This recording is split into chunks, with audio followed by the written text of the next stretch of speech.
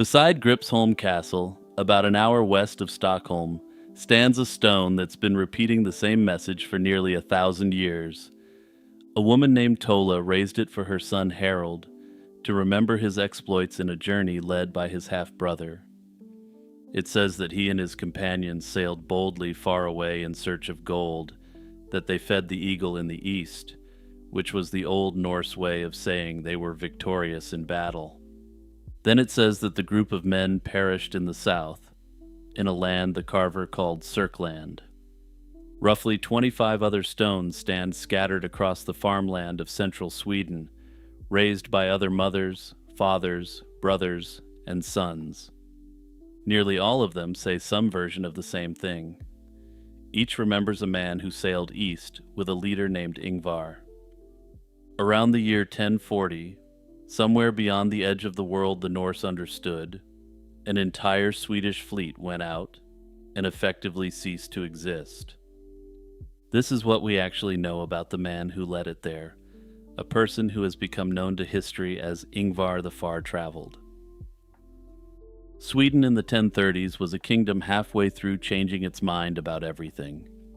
Christianity was pushing into the old heartlands of the kingdom, and missionary bishops were winning converts en masse. The great age of westward raiding was winding down, since England had been squeezed for tribute for a generation. The ambitious young men of the Mälaren Valley looked east instead, toward the river roads through Russia that had made their great-grandfathers rich. Ingvar belonged to the top of this society, though exactly where at the top is a question that has bothered historians for well over a century. The saga later written about him claims his father was Eymund, a warrior descended from King Eric the Victorious, which would make Ingvar a kinsman of the Swedish royal house. One school of scholars accepts that account more or less as written, while a second argues that he was a nephew of a Swedish king. A third theory reads a small cluster of runestones as one family group and concludes that Ingvar was a son of King Emund the Old, and effectively a potential heir to the Swedish throne. Notably, even the medieval author of Ingvar's saga admitted the confusion about the origins of Ingvar. He wrote that some made Ingvar a son of the reigning king because it seemed more honorable. Whatever the exact genealogy, one thing survives the muddle. This was a man important enough that families across an entire region let their sons follow him off the map. The saga says Ingvar was raised at the royal court and asked the king to grant him a significant title, and was refused. So he did what ambitious Norsemen had done for 2 centuries when the top job at home was taken. He decided to go and win a realm of his own. He gathered men and ships, reportedly 30 of them, and sailed east across the Baltic into Garthariki, the Norse name for the lands we now know as Russia and Ukraine. According to the saga, there was family waiting at the far end of that trip that could assist the expedition. Grand Prince Yaroslav the Wise had married a daughter of the Swedish king, and his court had employed Swedish fighting men for decades. Under one version of the narrative, the one where Ingvar was the son of the reigning king, this made Yaroslav Ingvar's brother-in-law. According to the saga, Ingvar stayed with Yaroslav for around 3 years, learning the languages he'd need further south. Then, sometime in the late 1030s, he took his fleet down one of the great rivers flowing toward the Caspian and sailed clean out of recorded history and into something a bit more hazy. The likeliest practical motive was trade, but not in the peaceful way this word might bring to mind.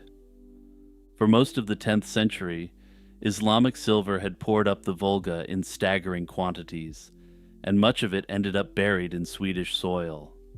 By Ingvar's lifetime, that flow had faltered badly due to the changing political map in the region. An armed expedition to reopen the old silver routes, part embassy and part invasion, would have made perfect sense to the men funding it. The powers that had once controlled those roads, the Khazars on the lower Volga and the Bulgars upstream, were no longer the obstacles they'd been a century earlier. The standard reconstruction, built on the saga's chronology and the annals, has the venture running from roughly 1036 to 1041, 5 years from departure to catastrophe.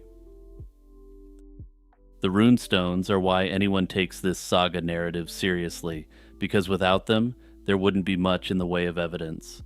Around 26 of them commemorate men of the expedition, making the Ingvar stones one of the largest groups of memorial stones ever raised for a single Viking Age event. This was surpassed only by the stones for the men who served in the Eastern Roman Empire and in England. 24 stand in the old Swedish core provinces around Lake Mälaren, with 2 more to the south in Östergötland. The inscriptions are short and formulaic, making it very clear that none of the men came back from this armed adventure. A typical one records that a father steered his own ship east with Ingvar, then asks God to help his spirit. Many of the stones carry crosses and Christian prayers, while others are pagan, which tells you something about the transformative moment Sweden was living through. Sörkland itself is the thread tying the group together, aside from Ingvar.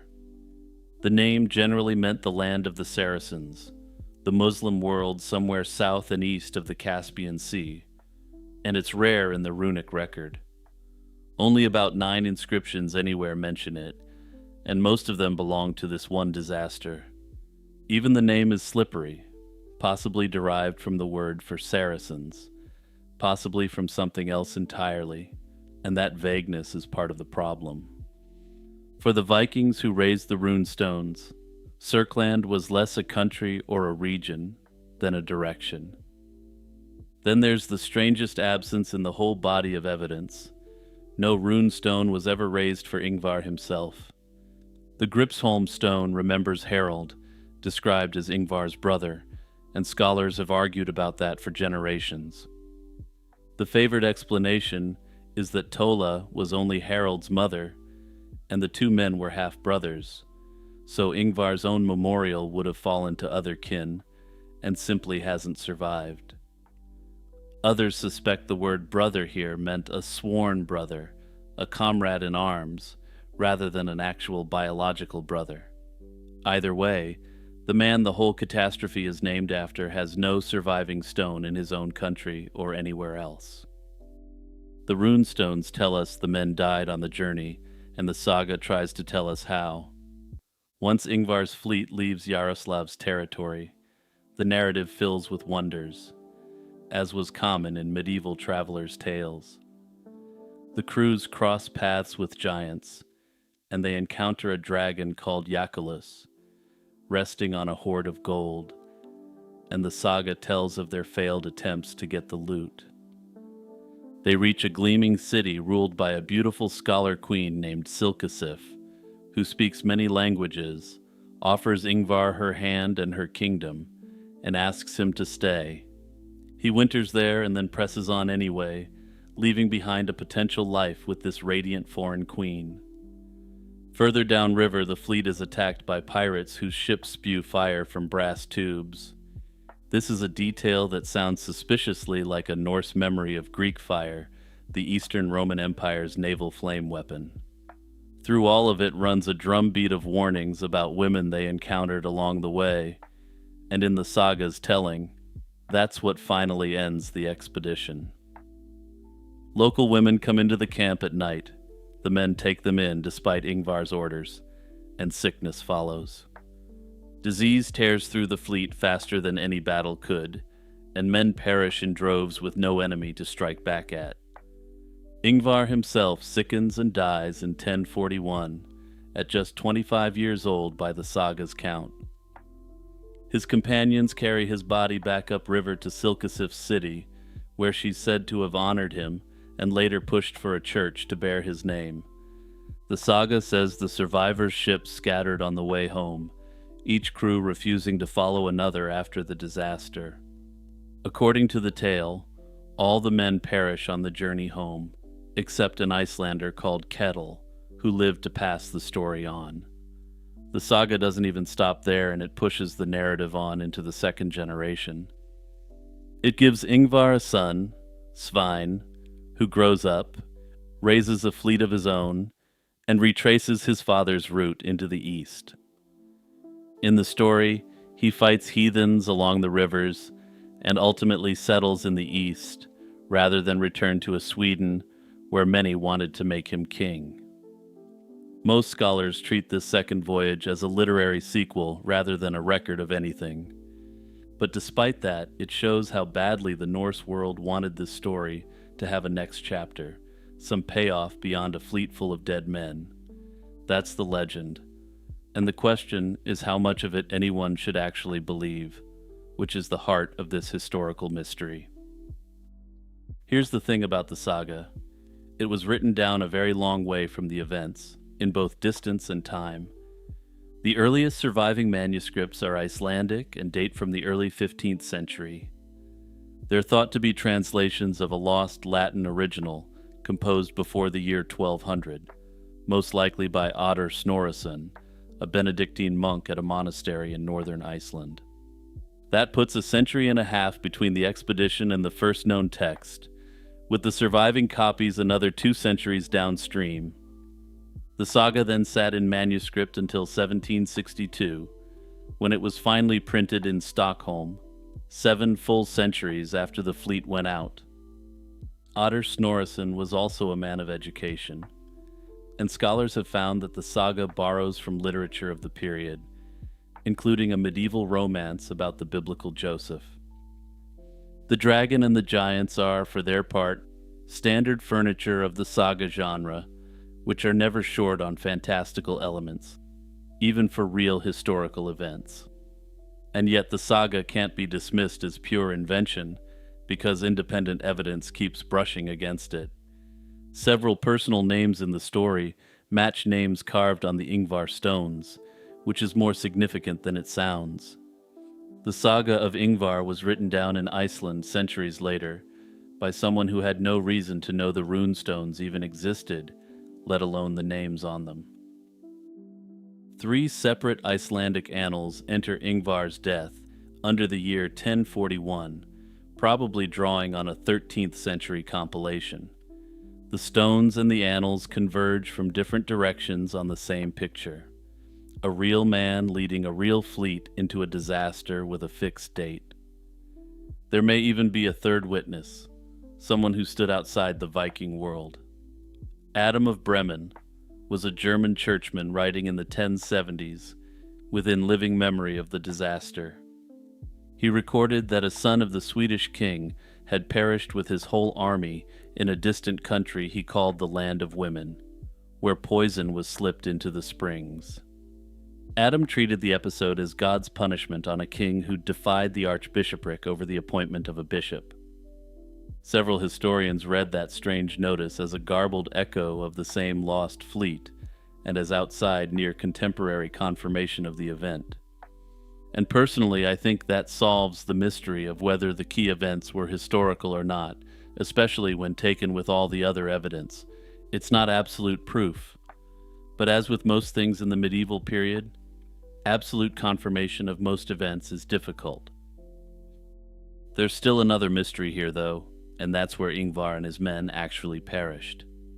Sörkland doesn't match up to any real place on a map, and even in the Viking world, it was simply a vague directional concept. The traditional answer is the Caspian, which would make Ingvar's venture the last in a long line of Viking expeditions to those shores, closing a chapter that had been open for over a century. But there's a more precise possibility, and it potentially provides even further evidence for Ingvar's expedition. The Georgian chronicles record that a force of Varangians, reportedly 3,000 of them, arrived in Georgia around 1040. The Georgian king Bagrat IV took 700 inland to fight at the Battle of Sasireti in 1042, where his side lost the day to a rebel duke backed by Byzantine forces. A Swedish archaeologist who spent years on the problem argued that the chronicle's sequence lines up with the saga's geography remarkably well. More cautious scholars answer that making the two accounts fit requires a fair amount of selective reading and fudging the timelines. There's also another option. suggesting that Ingvar's expedition may have been decimated by the Eastern Romans. In 1043, a Viking fleet attacked Constantinople and was largely destroyed, partly by Greek fire, and those fire-spewing pirate ships in the saga fit that engagement comfortably. A few researchers have even tied the expedition to earlier raids on the Emirates of the Caucasus in the early 1030s. The sources, as they stand, allow several routes to the same grave, and it's even possible that different crews met different ends, scattered across half a continent. Combat losses at a place like Sassireti or against the Greeks, followed by sickness burning through the survivors, would ultimately explain everything on the stones and in the saga. Hey everyone, it's Jimmy with my usual reminder to hit the notification bell and the subscribe button. Also, don't forget to recommend a historical mystery or any history topic you want to see covered in the comments. Sometime around 1173, a man crossed back into Spain carrying a small Hebrew book. It described the world from the river Ebro to the edge of China, and the tales seemed fantastical. There were golden thrones, a sect of mountain assassins, a prince descended from King David, and an army of Jewish warriors hidden in the Arabian desert. Then the man vanished, and the oldest copies of his book open with a stranger's voice announcing that he's already dead and not to bother looking for him.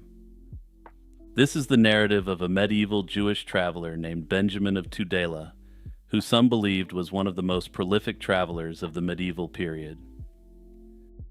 He was called Benjamin, son of Jonah, and he came from a town on the Ebro in the small kingdom of Navarre. That's everything any document tells us about the man himself, and all of it comes from the preface of his own book. Tudela sat right on the frontier in the struggle for Iberia. It had been Muslim ground since the 8th century until Alfonso the Battler took it in 1119, roughly a decade before Benjamin was likely born. In his lifetime, it was still home to Muslims, Christians, and Jews, and a boy raised there would have grown up hearing Arabic in the market and Latin in the courts while praying in Hebrew. Later tradition calls him Rabbi Benjamin, but there's no reliable evidence he ever held the title. We don't know his trade or his profession, but all evidence suggests that he wasn't actually a rabbi. The book lingers on coral, gemstones, dyeing, and silk, with the eye of a man who priced such things for a living, which has led many historians to peg him as a merchant.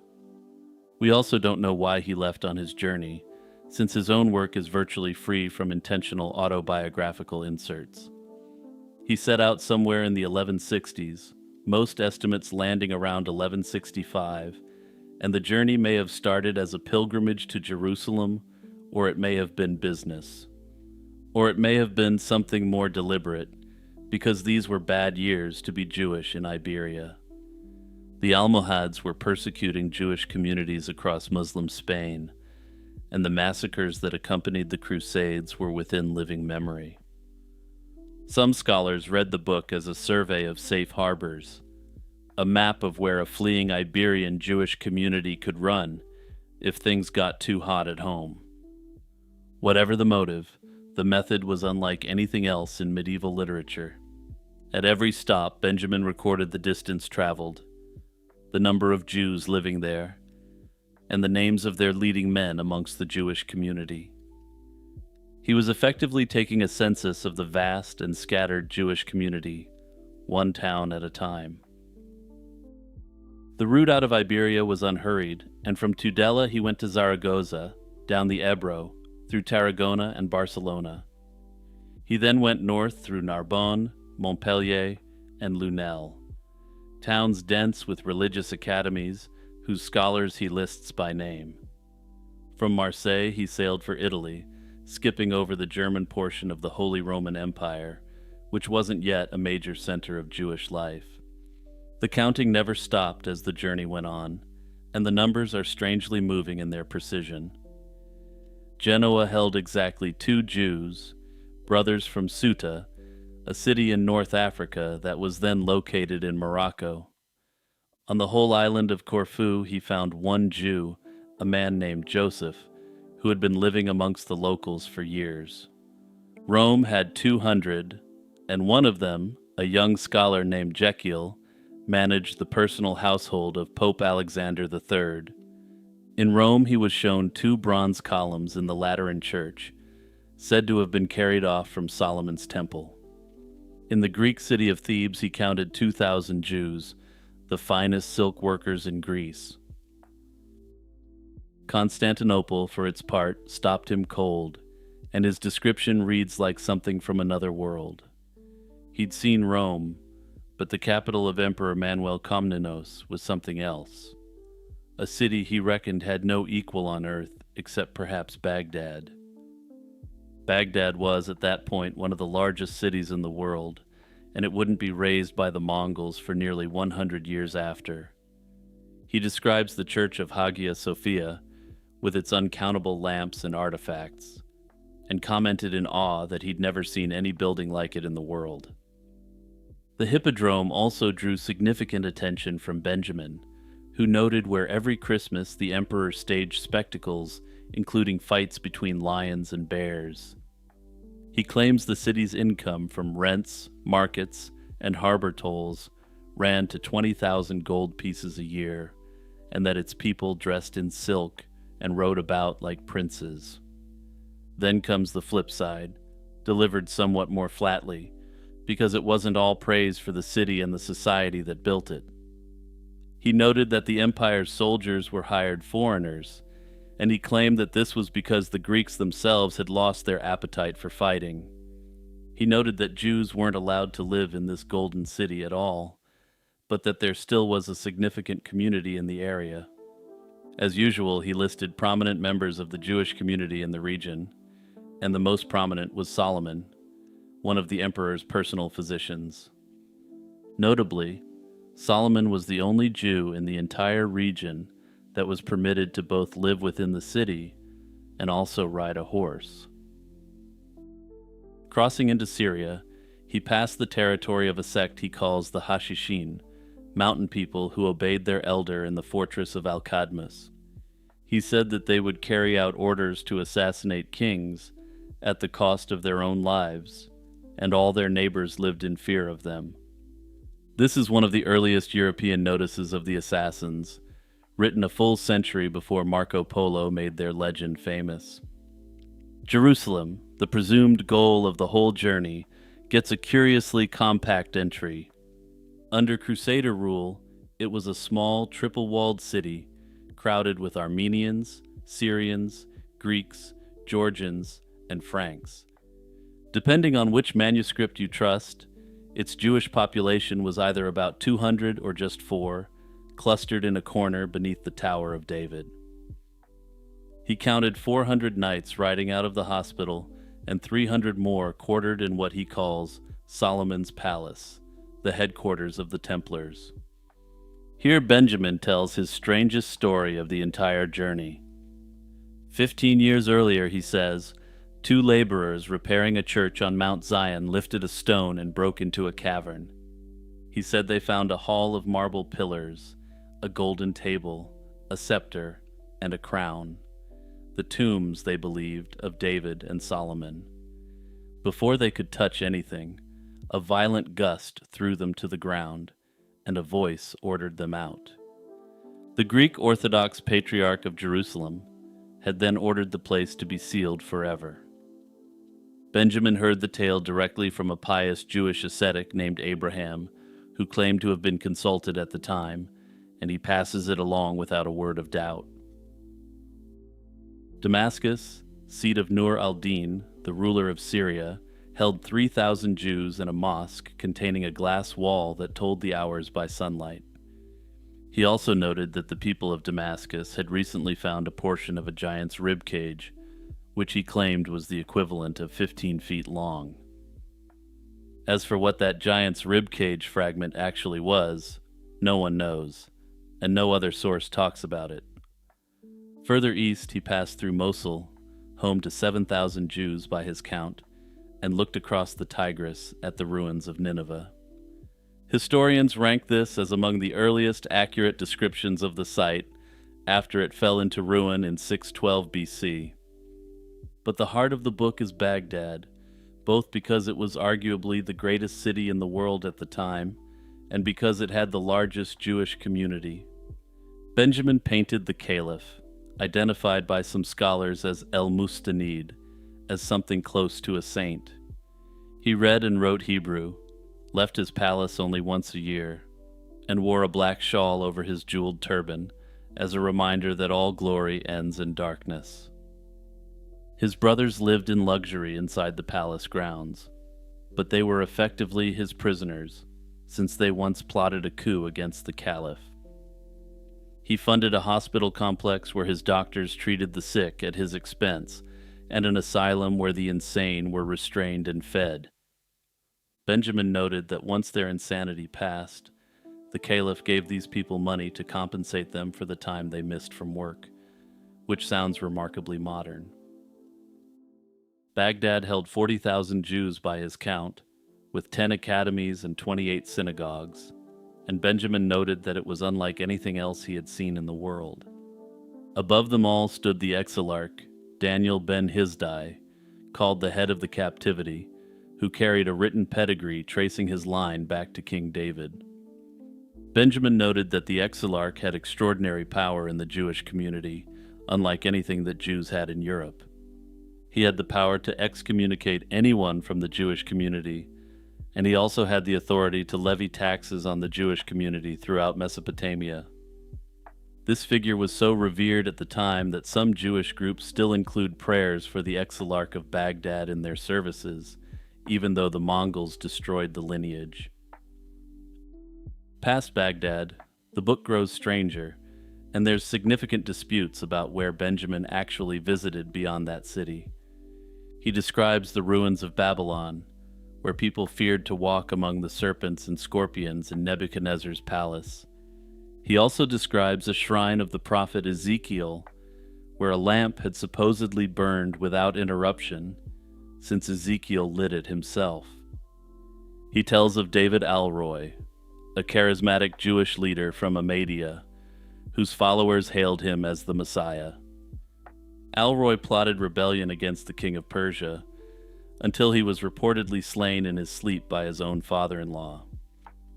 He describes the Turkic nomads who had shattered Persia's army, a people he'd heard ate only raw meat and worshipped the wind. He claimed these people still slept in tent-like structures and refused to dwell in walled cities. In Arabia, he places the Jews of Tama and Khaybar, independent warrior tribes, hundreds of thousands strong, who owed allegiance to no king. He says that they maintained fortified compounds and would raid rival tribes, living a lifestyle that centered around access to oases. Historians are fairly certain he didn't actually travel to Arabia, because this report was wildly out of date, with both of these tribes having disappeared hundreds of years prior. In the seas toward China, which he calls Zin, stranded sailors supposedly escaped death by wrapping themselves in ox hides so that griffins would carry them to land. His is among the earliest surviving European texts to mention China by name. All told, the book covers some 300 towns and cities, plus regions he only heard about, Tibet and Ethiopia among them. Most scholars believe his first-hand travel ended around Baghdad and the Persian Gulf, and that everything beyond is the record of a tireless interviewer. Even his Egypt account has a puzzle.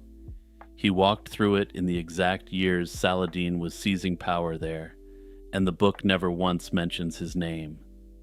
This is unusual because he always let his audience know who the leading members of society were wherever he traveled, suggesting his Egypt account may be a second-hand report. As for what happened to Benjamin after his incredible journey, this too is another medieval historical mystery. The preface says he came home to Iberia in 1173 and states that wherever his reports could be tested, they would prove accurate. It also speaks of him as already resting in paradise, and he's said to have died soon after his return, though no surviving document tells when where, or how. No copy in his own hand survives, and the earliest evidence anyone had actually read the book dates from the 14th century. The oldest complete manuscript, now in London, may be from the 13th century. His travels first came to the attention of non-Jewish scholars during the Renaissance, where his work was compared to that of Marco Polo. Ultimately, we don't truly know who Benjamin of Tudela was, or why he decided to travel, only that he left behind a vivid account of the medieval world in the late 12th century.